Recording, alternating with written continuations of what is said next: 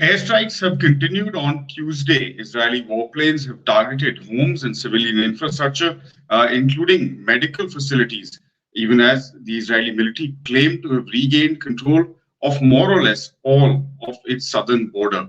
Much of the focus on the show today will be on what's going on in Gaza, the situation on the ground, the reports that are coming in, including a very specific discussion on the woefully inadequate health system in Gaza. How are health workers uh, dealing with the current situation created by the Israeli offensive? And the Asian Games, which is probably the largest multi sport event in the world for elite athletes, ended a couple of days ago in China. India is gearing up to host the 141st session of the International Olympic Committee. What's on the cards for these kind of mega games like the Olympics in the next couple of decades? Salams, you're watching Daily Debrief. Take a second to subscribe to our YouTube channel.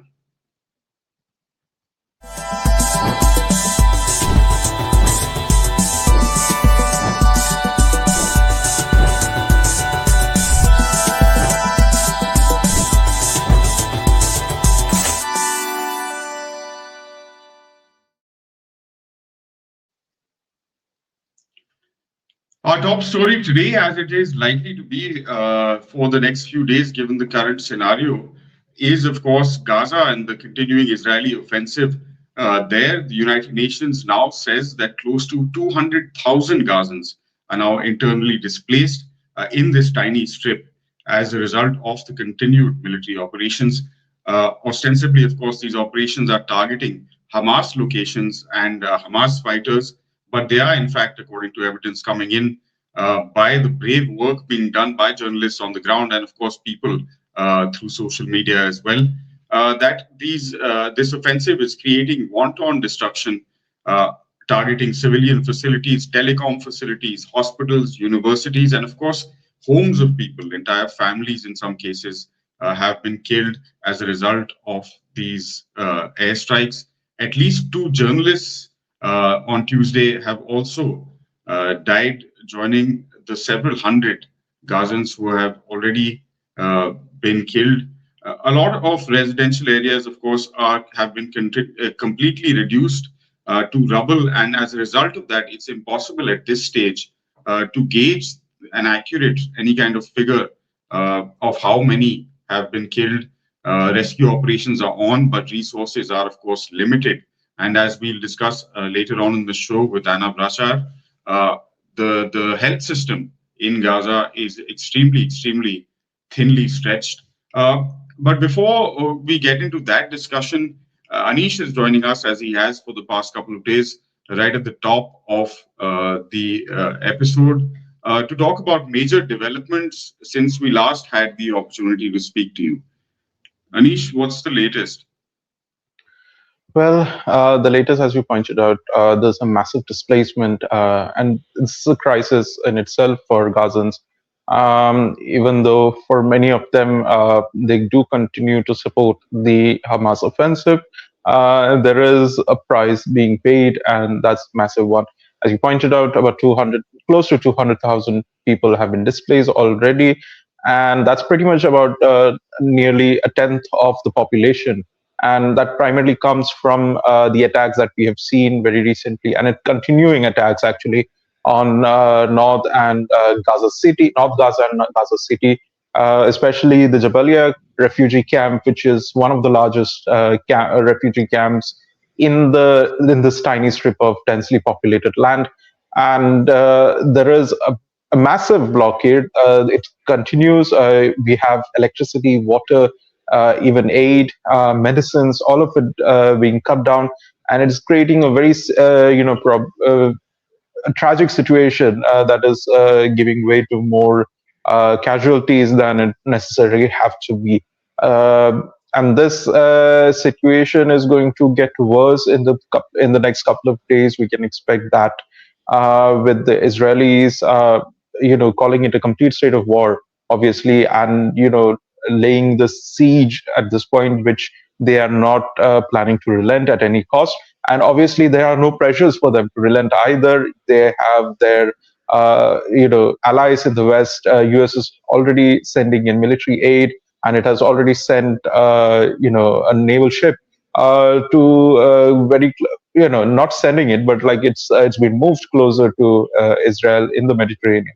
So that clearly shows that the US is planning to be involved if and when Israel is backed into a corner in this war right now. We are already seeing massive mobilization of reservists in Israel, and that is another concerning situation because that means that they are planning on a ground offensive, which would be Hmm. new for Israel as well. What is another interesting fact that we need to point out is how Israel has started claiming that it has secured the borders with Gaza. But right now, what we're looking at, like with reports coming in, unconfirmed as of now, but there are plenty of reports in from southern Israel where there is a complete blockade by the military where you do not have civilian vehicles coming in, going out. There have been multiple clashes happening, and there continues to be Gazan missiles, Hamas missiles being fired into Israel as well. So the securing of borders claim is pretty much at this point an attempt to salvage whatever show of impenetrability that Israel had cultivated over the decades. But definitely, the fact that this offensive is continuing is something that needs to be pointed out at this point. Even though, like we are yet to confirm much of the reports, but there are still, reports of how the fight continues right now. Hmm. Anish, we've seen, maybe we can take a few minutes to talk about the kind of shows of solidarity that we have seen. We spoke of course, Israel's allies and their responses to the last few days' events yesterday on the show. Maybe today you can take a couple of minutes to talk about the rallies, the demonstrations around the world that peace activists and those who have sort of supported the Palestinian cause, like you pointed out, the two-state solution that many nations also across the world officially stand with. And there have also been rallies in support of press freedoms, highlighting the kind of conditions under which Palestinian journalists operate, not just in Gaza, of course, but also in the other occupied territories in the West Bank, in Jerusalem. So give us a sense of what's going on around the world, including human rights organizations, of course, who are pointing out that war crimes are being committed. Yeah, so as you rightly pointed out, there have been multiple rallies across the world, especially in the Western world. We've seen multiple rallies being conducted in support of Palestine.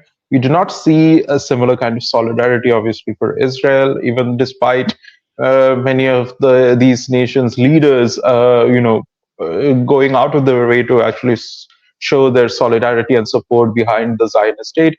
But at this point, we have a situation where a large number of uh, people in the West, which continues to be the sort of a solid support base internationally for Israel, viewing this war for what it is, an occupation force using extremely disproportionate violence in on a blockaded population. And so this is something that is not new, obviously, but definitely it clearly shows that it happened so quickly. It happened right after this siege that Israel is claiming that it has laid on the people of Gaza happen, and the fact that so many people, thousands of people, in most places of the world, continuing to make a statement, a protest statement against the Israeli occupation of Gaza, its blockade of Gaza, its occupation of Palestinian lands. Clearly shows that there is a shift in in people's opinions of what they assumed Israel to be at one point in time. But at the same time, we are also hearing about certain attempts by the state to actually hinder these protests, or at least undermine them in some ways. In Australia, there was apparently a video that actually went out of a very small group of people making very clearly anti-Semitic statements. The reports of this video, we are yet to confirm whether it was part of the protest rally that happened in Australia. But nevertheless, multiple statements have been made, and the police investigation is now underway on whether the organizers were responsible. So this despite the fact that the organizers made a very clear statement that they do not support any kind of anti-Semitic statements or any kind of anti-Semitic activities in their rallies. Despite that, there is now going to be an investigation. So this is an attempt at some ways to show that the state is going to be more vigilant against, any kind of demonstrations on Israel. On the other hand, you have obvious organizations, human rights activists pointing out this very sort of, tragic position that Gaza has been put into. This siege, as they say, is not something that should be taken lightly. Apart from the blockade that we are seeing, we are talking about a population that is being bombarded while they have no place to go. And definitely that has also roused emotions across the Arab world. Very recently, we've seen countries like UAE, for instance, now announcing, a multi-million-dollar package through UNRWA to Palestine, to Gaza. UAE very recently, in fact, was one of the states to actually lead this sort of peace process, or a normalization of relations with Israel. And the fact that they were forced to do it is because of how even their local population is putting pressures on their governments. And very similarly, we are seeing statements coming from other parts of West Asia. We are seeing groups in different parts of the world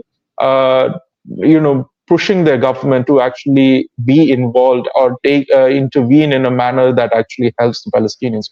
So this is definitely a situation where it is probably like a new moment of sorts, because at this point, obviously, many people are, pretty much looking for to which side they have to choose or what their government is doing. They're more concerned about. You have reports after reports on pretty much every major media houses around the world covering the situation. So it clearly shows that this is a very, a game-changing moment for the world right now.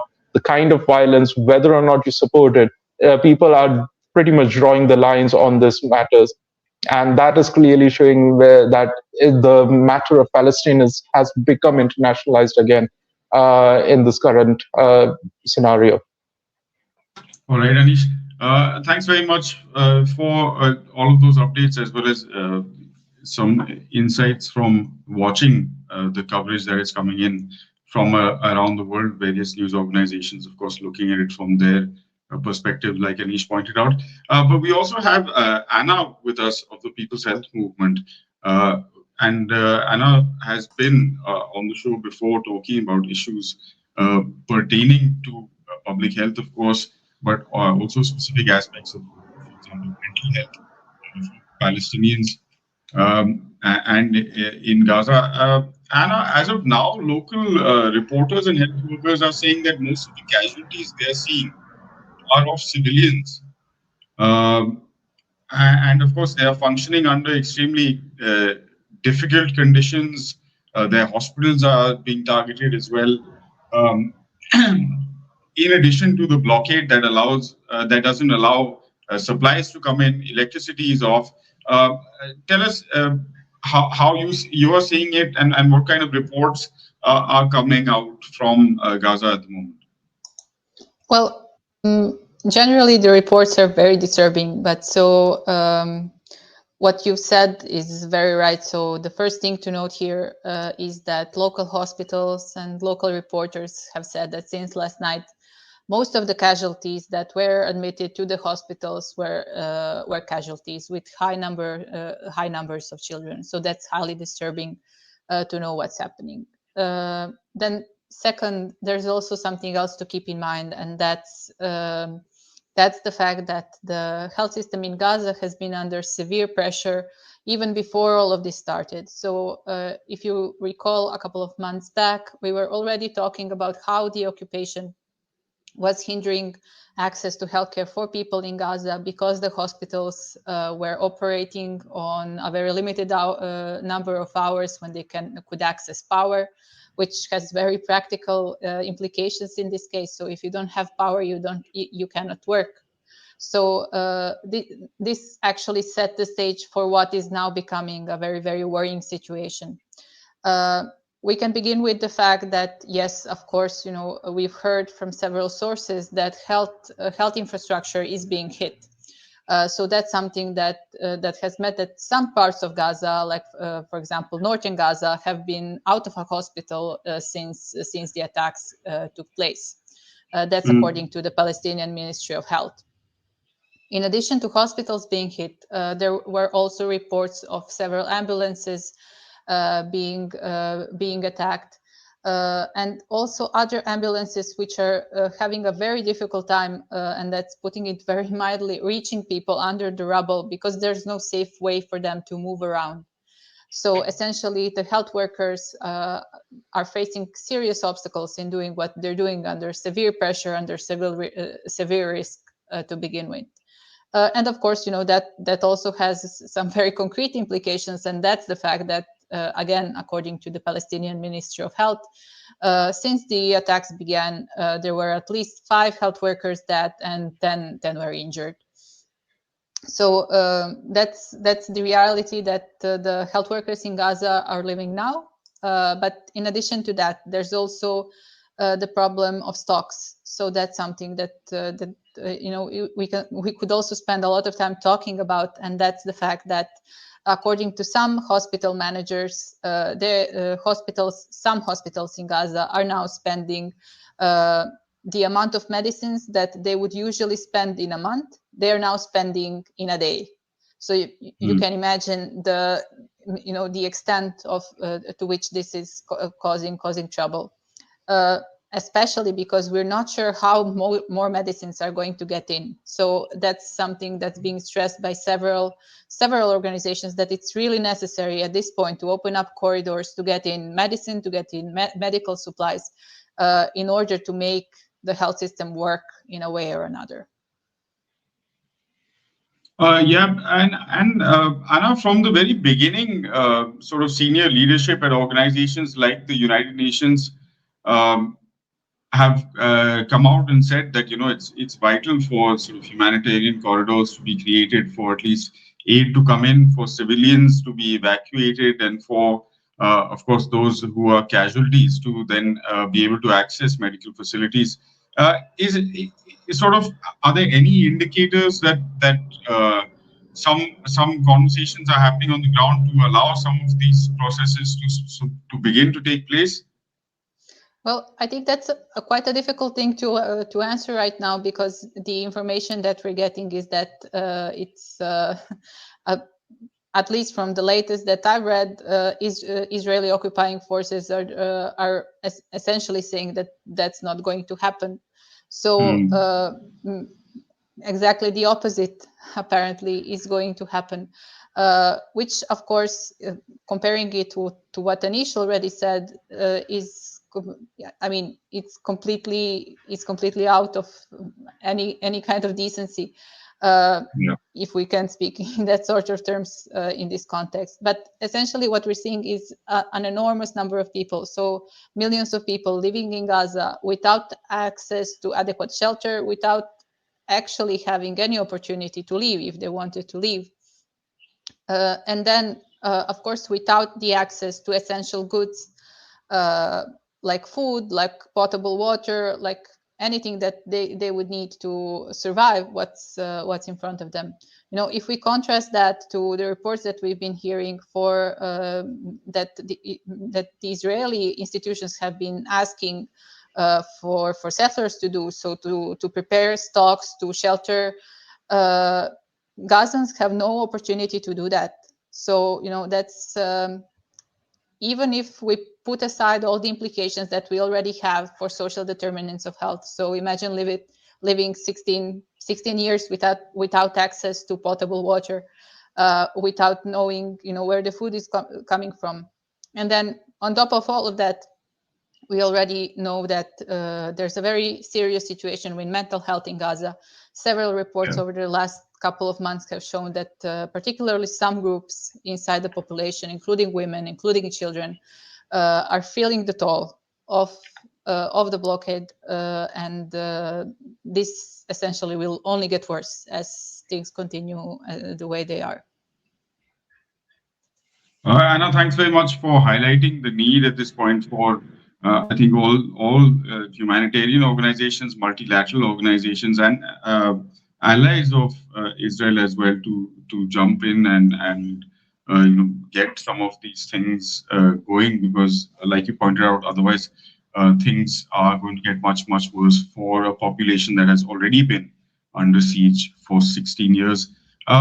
We'll leave our Gaza coverage here for today, and end the show with the final bit on a different kind of sort of games between big powers in the alternate universe that is elite sport. We're talking about multi-sport events like the Olympic Games, the Asian Games, which is currently, if I'm not wrong, the largest elite multi-sport event in the world, concluded in China a couple of days ago. And the International Olympic Committee will hold its 141st session in Mumbai later this week, where some big decisions will be taken. And there are various pressures on big sport these days. Most of it is, of course, self-induced pressure to make more and more money, essentially. But to discuss all of these things, we have the veteran sports journalist Leslie Xavier with us, who's back on the show after a long time. Leslie, first up, quickly, if you can, the Asian Games wrapped up. Any highlights from there, just in the broader sense of how you see multi-sport events progressing? We saw, of course, the inclusion of things like esports in the program as a medal event. So that's kind of like reaching out to the future or the next generation. But in a broader sense, from an administrative and from an economic sense, what did you get from the Hangzhou Asian Games? Now, any multi-sport event, when we look at the past 20 years, or even more than that, in a sense, since the 80s, it's always the host cities or the host country have always struggled to break even. It's a very fine line, because we are looking at the host nation trying to portray their soft power, so to speak, through these events. And so display is huge. It's a lot of money is spent on pyrotechnics, literally pyrotechnics, and uh, plus at the same time the logistics involved, the huge projects that take place, infrastructure building, all these things, all these aspects. So ultimately, it takes a huge load on the host nation and the city involved, and the revenue that they expect, it's not always coming through, especially. In the past two games, past two Olympic Games, the largest show on earth that way. This has been highlighted. Though many other aspects are being told, like legacy building, for instance, like all the infrastructure that is built, it's ultimately going to the people, and it will be used for the people of that particular country. But at the same time, the dent that it creates, it's pretty evident now, and countries are not coming forward. I mean, so for instance, parallel with the Asian Games, I would like to talk a little about the Commonwealth Games. Again, very few countries, host nation pulled out, and other countries are unwilling to take over. So it's a telltale sign that it's we have to look at big sport. We have the economic reality is such that we have to look at big sport in a much more holistic sense, in a much more sustainable, with a much more sustainable plan or model in place. Uh, so multiple nations hosting it, or uh, is a viable option. It has been tried in the European Football Championships. They tried it. And uh, so going forward, austerity Essentially, is yeah, go on. Sorry. going forward, austerity is actually something that the organizing committees of these events and the global bodies should look at to ensure that it's athletes don't lose out on this, because ultimately it's a celebration of athletes, it's a celebration of sport. And when we Mhm. forget that, and when we look at revenues and businesses involved and satiating the needs of the sponsors involved, etc., all the broadcast companies involved, then it gets then the entire idea of sport and why big sport, it gets diluted and we get lost. So So just from there, if we can look ahead a little bit to the next session of the International Olympic Committee, which I guess is the biggest body in world sport in that sense. The purview over all of this membership that it claims is larger probably than the United Nations. Competes with FIFA as in the sporting kind of domination of the world. They're hosting their session in Mumbai, which is India's financial capital. So I guess that makes sense. And what will you expect from this session? Any major decisions that we're expecting?